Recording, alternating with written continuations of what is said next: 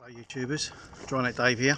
I'm at a campsite and I'm hammock camping. I've got kayaks here, we've got river, so we're going to do a bit of fishing and stuff. I'm with my brother Mick. One minor flaw in the details is that what I didn't check was whether or not the pitch we've got's got trees in it, and apparently this one doesn't, so I'm going to have to improvise my sleeping arrangements tonight. But Mick's bought a gazebo, so I'll probably just slip on the floor underneath that. We'll see how we get on. But anyway, here we go.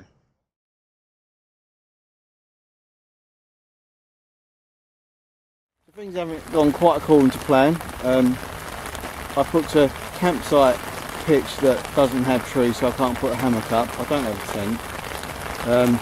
Fortunately, my brother Mick's bought this gazebo, which we're now both sheltering under because the predicted thunderstorms have arrived. We're getting thunder, we're getting a lot of rain.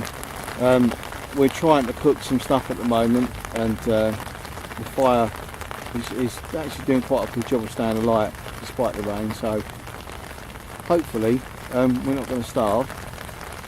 I have got backup stoves if you really need them as well, so it's not a massive problem. But yeah, it's been interesting so far. Not what I expected, not gone according to plan, but I'm sure we're going to have a good laugh whatever happens. And really tonight it's just like, tomorrow's the day we want to go out and do a bit of fishing and stuff, and we've had a few tips from Dave the warden, telling us, you know, what to look out for and where to go. So yeah, hopefully we'll have a few bits and pieces tomorrow to report on. So keep in touch, people. Say good night, Nick. Good night.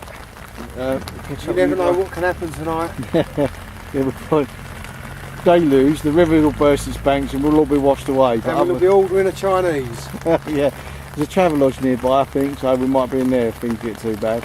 Anyway, catch you all later.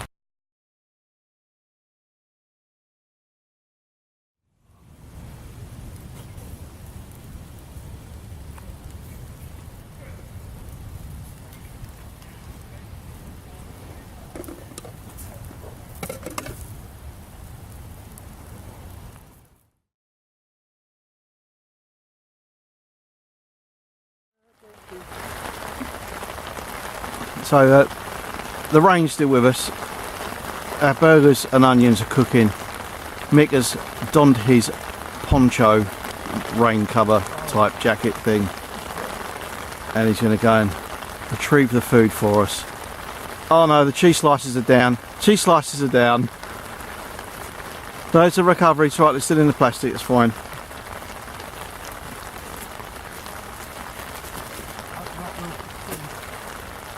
I'm on bun duty. I'm cutting the bun, so I'm not completely idle in this whole exercise. So you know what, this isn't what I planned, but I wouldn't have it any other way because this is what it's all about.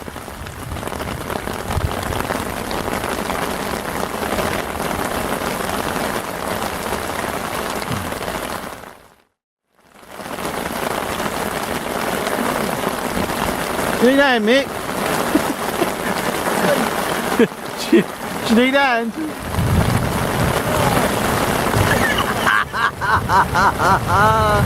Oh, this is mental. What are we doing? What are we doing out here? Them onions look lush, mate.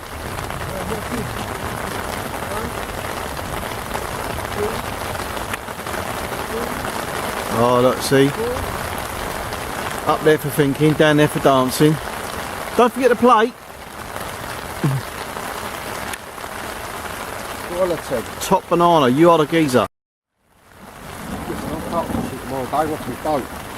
You see any spots? We bag that. Hang about. I'll tell you what, I want a wet skin. So, this is a Cusca that I bought on Amazon before. Oh, by the way, it's still storm here. And I've just put a little drop of wine in it, as you saw. And it immediately just started leaking out the bottom in this large crack. So, are you done? So it's just a tip. Don't buy a cheap Cusca off Amazon because they come with like resin to seal the cracks and things in them. I think I paid about 15 quid for that. I know the professional ones like White Custom Crafts, I think they're called. He does some really good stuff. You can get nice sportive beach ones and stuff, and they're good, they're quality. This thing is going on the fire later because it's rubbish. I'm not using it again, so don't buy cheap. Don't throw it the fire, you can use it as a plant for a very small plant. Yeah, but when you water it, it will leak out the bottom. That's the idea of plant pots. True, yeah, you don't want to flood the roots. Right. So anyway, having filled that up, because it was leaking, I had to neck it, so now I'm going to go and have a lie down, so I'll catch up with you lot later. You'll edit that down to about 3 seconds. Probably will, yeah. No. So our kindling got a little bit wet earlier, so I've managed to get the fire going again now the rain stopped, and we're having a go at just drying the kindling out a little bit. So, and Monsieur Michael has set himself up a little rod out there. He's found a nice little clear patch on the opposite bank, and we're hoping that Mr. Carp is going to pick that one up at some point during the night. We shall have to wait and see.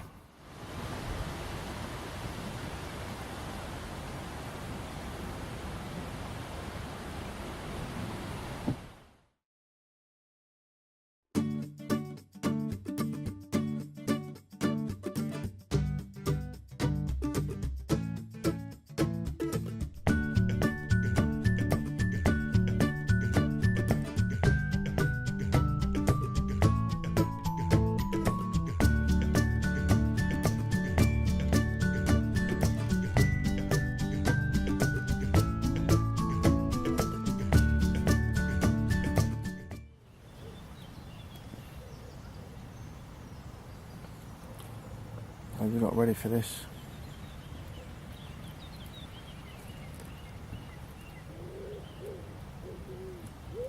So that's where I spent the night. I won't say I slept, but that's where I spent the night. And it's a very valuable lesson. Make sure that when you're going hammock camping, you have trees where you're going.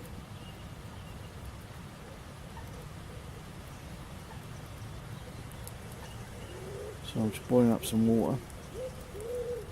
Have a little wash down, might make me feel a bit better. Then I might just go and get in my car and go to sleep. I just don't feel like doing anything at the moment. It's very important to make sure your camp is good and that you're going to get the best rest, because it can ruin the rest of your day if not. As I'm learning. So that's my top tip. If you're going to hammock camp, have trees. Works better.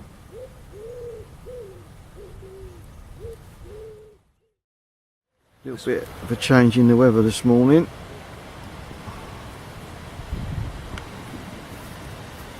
Not looking good. Rain forecast for most of the day. So whether we're going to get out on the yaks or not is questionable. We've already seen lots of branches falling out of trees, widow makers as they call them.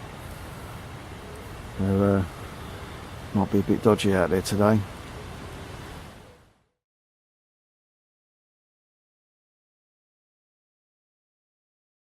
So a bit of a plan B for tonight, if it works. So I couldn't do this last night because it rained and the ground was wet. So now that the sun's decided to come out and it's dried it all out again, I can put that up. And I've got a sleeping bag. It's not cold. I can just lay out on the sleeping bag underneath there. If it does rain, it doesn't matter. So I'm going to leave it up all day today just to see if it falls down on its own or not.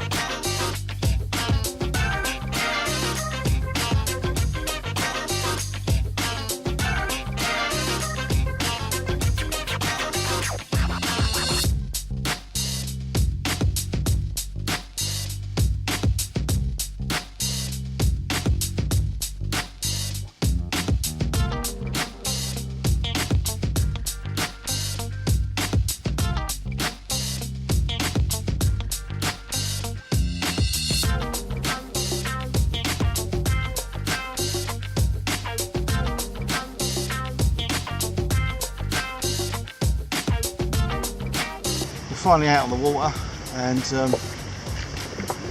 we're going to paddle up to, I think it's called Dobbs Weir, which we've been told that that's the place to go maybe get some fishing. So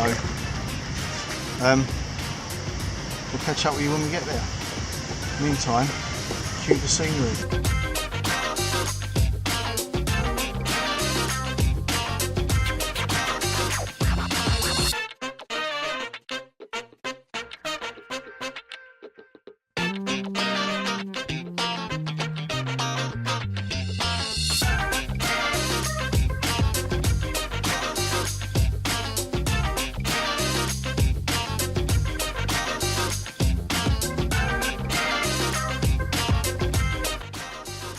So a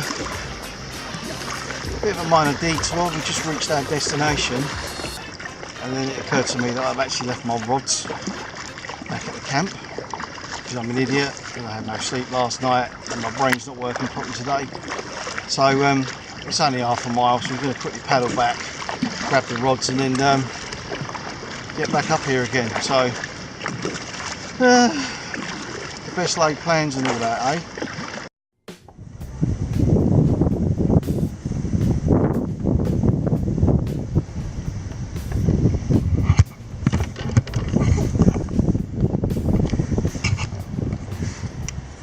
So that there is a vital component in kayak fishing. It's a fishing rod.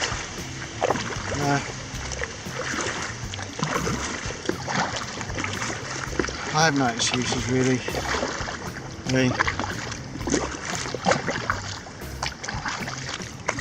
yeah, nothing. I'm trying, but my brain's fried, which is actually probably a good excuse for forgetting them.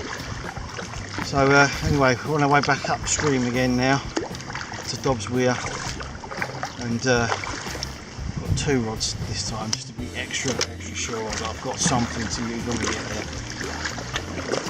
So catch up with you again in a minute.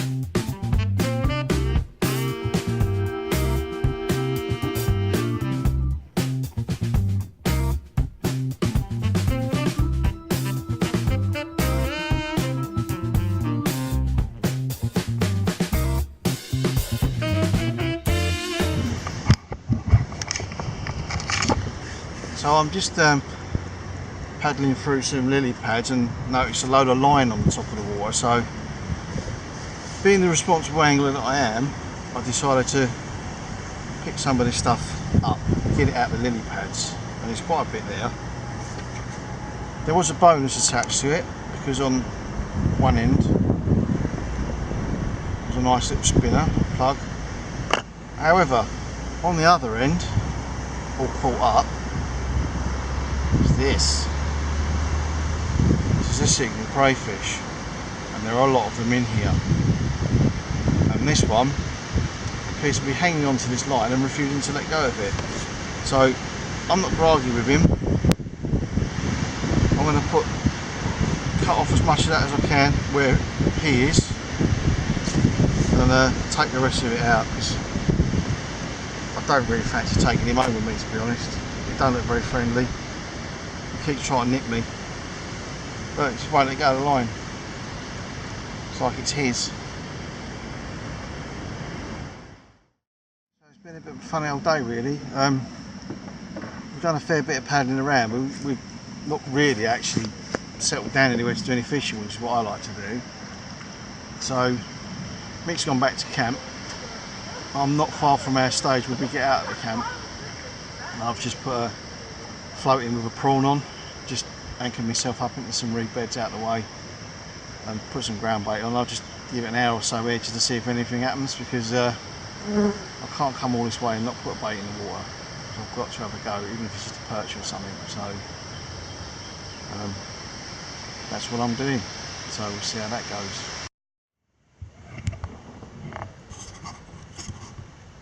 I've been on this spot for about half an hour or so now, and I'm sort of seeing little knocks and touches on the float, but I've done it again. I've got no idea what the depth is down here, so I might dig my plumb out in a minute and just find out where the bottom is, because I've dropped it down about 6 or 7 feet. Still got no idea if it's anywhere near it. So, but there's plenty of ground bait down there now, and I am seeing little bubbles coming up, so I think there's fish on it. I've just got to make sure my bait's down there where they are. So hence the plumb weight is going to come out, and check out and see what the depth actually is right underneath the float. Well, it looks like summer's back, and getting quite warm now. I had to dunk my feet over the edge, or one of them, just to cool it down. I'll do the other one in a minute. I'll switch to bread. Definitely got it all plumbed up right, literally inches off the bottom. So the ground bait does its job, brings a few fish in, and I might actually catch something, my first fish out of the River Lee. Can but hope, eh?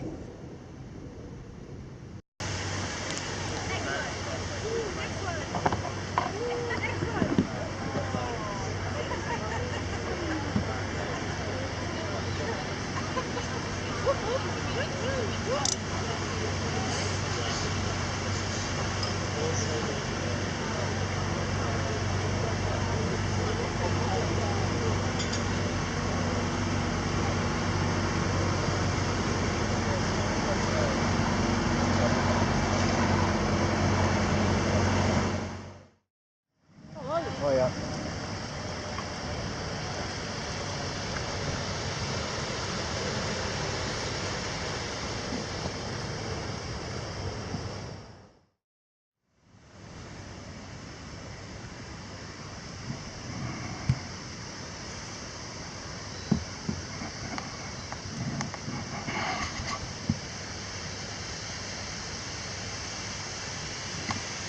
Well, it's been about an hour now, maybe even an hour and a half, and still just little knocks and touches. I'm trying to work the swim, put more bait through, moving it around, but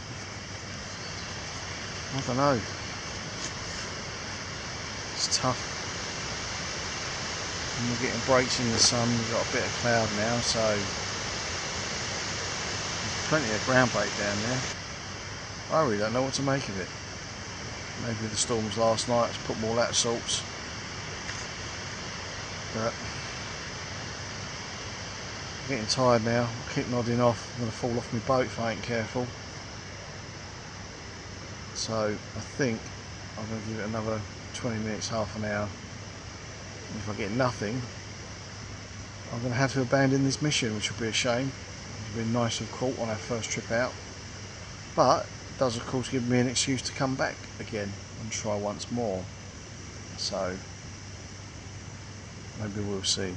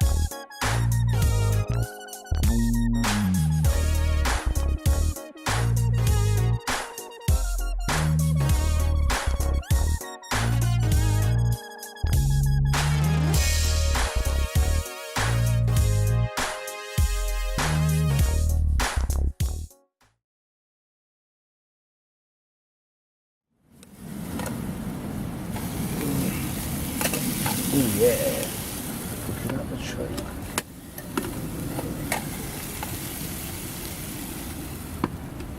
Oh, nothing nice and black.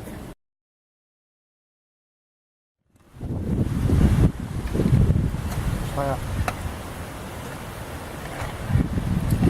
So we got portobello mushrooms, black pudding, and lamb koftas. Is that how you say it? No, is it kofties? Kofta? Minted lamb kebab. Oh, is that what they are?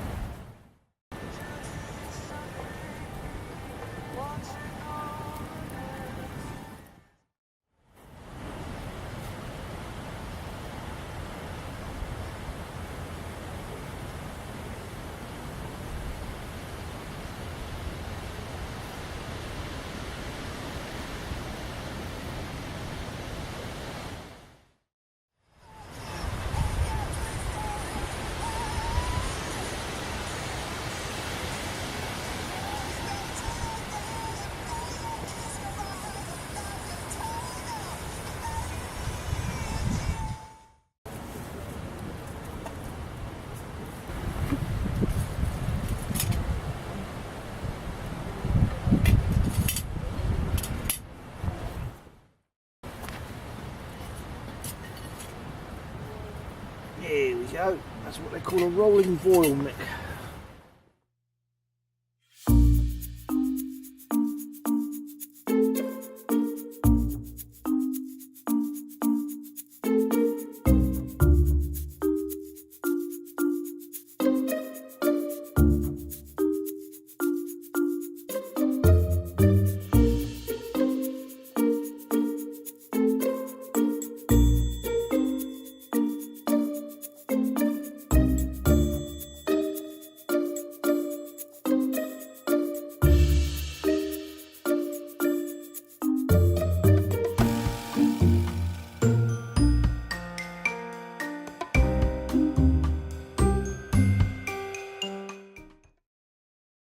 Well, it's Sunday morning. I'm kind of glad we did leave the campsite last night in the end, because it is very horrible, windy, wet and everything this morning. So anyway, I arrived home last night, and this is basically how I left everything, as you see now. I think it was about 11 o'clock when I got in, so I just opened the doors, threw everything in, and went out of the shower and pretty much went to bed. So I've now got to come through and sort all of this lot out and get it all stashed away properly, and then I can go and have a sit down and drink the one beer that I've got left over from the weekend. One of the things that I encountered on my little weekend was all these guy ropes to use, and this little clip, as they fitted it didn't work at all. It's a little bit useless, so I thought what I'd do is show you what I worked out you need to do. Now this is a brand new one that I never used on the weekend, so they come all wrapped up like this, and basically that's how it comes out.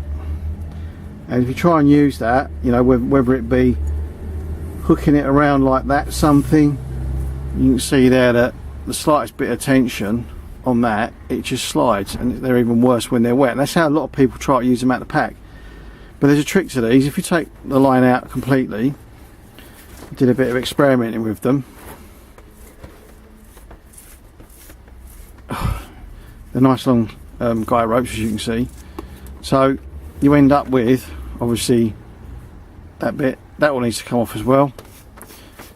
Fast forward.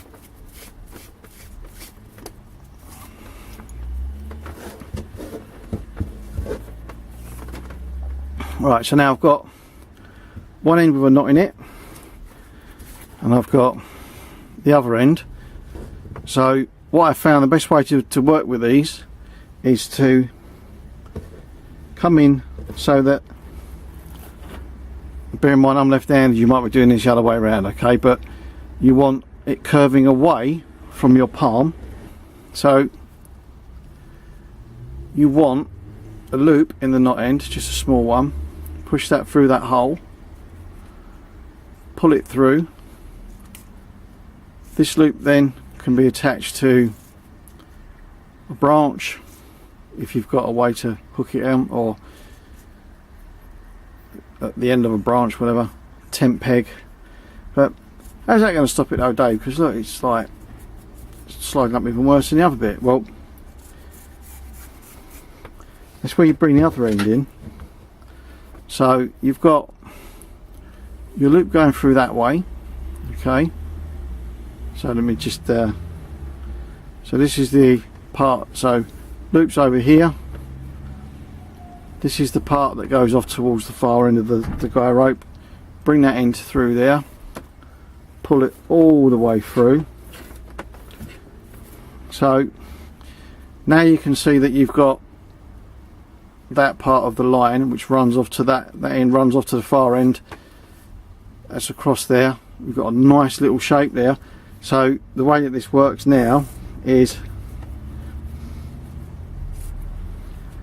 I can have that on a, like I said, around a tent pole or onto a tent peg, something like that. You pull on that, that's not going anywhere. What's cool about this though is that if you've got a lot of tension on there, you can pull up your slack by pulling on that end, but as soon as you try to pull back the other way, that's locked off solid. So quite an easy way to work with it if you ever get anything like those. For a silly little bit of metal, it actually works quite well as a locking mechanism for your guy rope. So, and yeah, I just thought it's a shame I didn't tell you that when you got them out of the pack, but there you are.